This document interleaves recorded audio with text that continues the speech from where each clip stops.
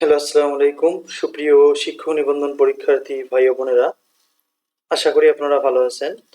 আজ আমরা ষষ্ঠ গণবিজ্ঞপ্তিতে 93% নিয়োগের ভিত্তিতে অর্থাৎ মেধার ভিত্তিতে নিয়োগ দাবি করা হয়েছে এবং সেটি চলমান রয়েছে। সম্ভবত এবার সকল কোটাই আসলে নিবন্ধন পরীক্ষার মধ্যে থাকছে না, বিশেষ করে নারী কোটা উঠে যাচ্ছে। তাই বলা হচ্ছে যে 93% এবার মেধার ভিত্তিতে নিয়োগ দেওয়া হবে। অবশ্য নারী কোটা তুলে দেওয়াই ভালো হয়েছে, কারণ নারী কোটার কারণে অনেক পুরুষ প্রার্থী কিন্তু তাদের চাকরি থেকে বঞ্চিত হচ্ছে। গত পঞ্চম গণবিজ্ঞপ্তিতে অনেকগুলো পোস্ট ফাঁকা ছিল, যেগুলো ফাঁকাই রয়েছে। কোনো নারী প্রার্থী না পাওয়ার কারণে পোস্টগুলো ফাঁকাই রয়েছে, অথচ অনেক পুরুষ প্রার্থী কিন্তু পোস্ট না পেয়ে কিন্তু জব পাচ্ছে না। বেসরকারি শিক্ষক নিবন্ধন ও প্রত্যয়ন কর্তৃপক্ষের এনটিআরসি ষষ্ঠ গণবিজ্ঞপ্তিতে 30% নারী কোটা বাতিল করে 93% মেধার ভিত্তিতে নিয়োগের দাবিতে স্মারকলিপি দিয়েছেন 18তম নিবন্ধনের ভাইবা প্রার্থীরা। এছাড়া তারা কোটা ব্যবস্থার সংস্কার করে দ্রুততম সময়ের মধ্যে ষষ্ঠ গণবিজ্ঞপ্তি প্রকাশ করা, ষষ্ঠ গণবিজ্ঞপ্তি থেকে অটো এমপিও চালু করা। আসলে এটি খুবই গুরুত্বপূর্ণ। অটো এমপিও না হলে কিন্তু আসলে আপনাদের বিভিন্ন ভোগান্তির সম্মুখীন হতে হবে। পঞ্চম গণবিজ্ঞপ্তিতে আমরা লক্ষ্য করেছিলাম অটো এমপিও না হওয়ার কারণে অনেকজনের কিন্তু এখন পর্যন্ত এমপিও হয়নি, অর্থাৎ 7-8 মাস বা 1 বছরের মতো হলো তারা কিন্তু কোনো বেতন এখন পর্যন্ত পায়নি।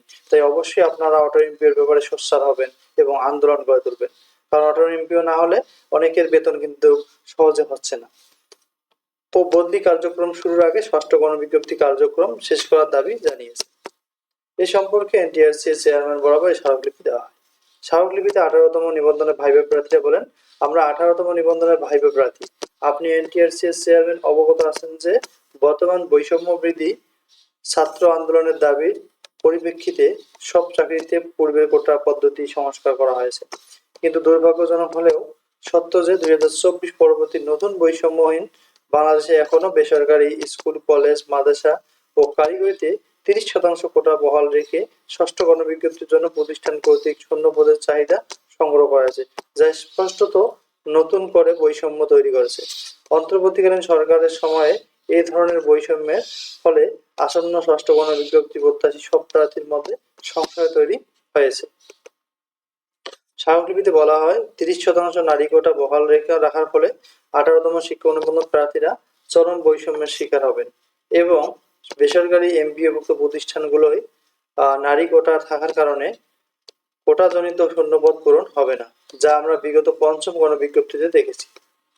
উল্লেখ্য যে পঞ্চম গণবিজ্ঞপ্তিতে 28,000 নারী কোটার মধ্যে 10,000 পূরণ হয়েছে, ফলে শিক্ষক সংকট পড়েছে শিক্ষা প্রতিষ্ঠানগুলোতে। আমাদের দাবিসমূহ হলো কোটা ব্যবস্থার সংস্কার করে দ্রুত সময়ের মধ্যে ষষ্ঠ গণবিজ্ঞপ্তি প্রকাশ করা, ষষ্ঠ গণবিজ্ঞপ্তি থেকে অটো এমপিও চালু করা ও বদলি কার্যক্রম শুরুর আগে ষষ্ঠ গণবিজ্ঞপ্তি কার্যক্রম শেষ করা।